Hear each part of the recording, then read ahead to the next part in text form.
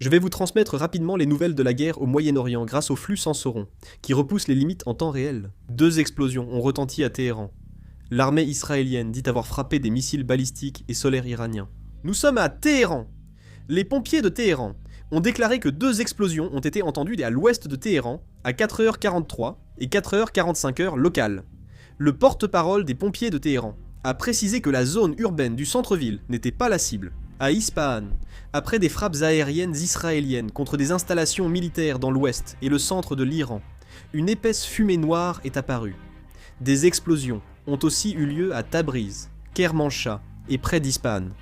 Les médias israéliens indiquent que l'armée de l'air a ciblé des sites gouvernementaux iraniens, sans entrer dans l'espace aérien iranien. Nous sommes à Jérusalem. L'ambassade des États-Unis à Jérusalem a ordonné l'évacuation de tout son personnel et de leurs familles. Nous sommes en Irak. Un drone israélien, Herm 900, a été abattu en Irak. Voici un missile iranien, traversant le Liban vers Israël.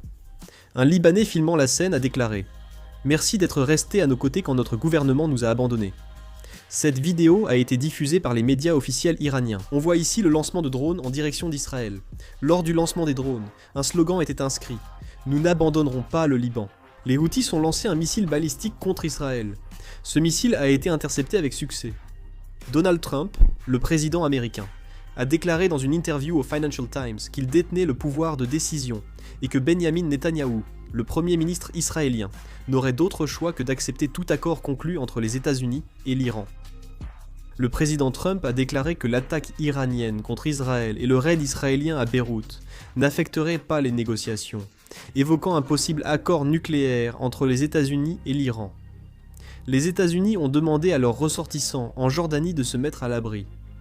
L'armée israélienne estime que l'Iran a commis une erreur et pourrait répliquer. Je publierai une vidéo si de nouvelles informations arrivent. Merci.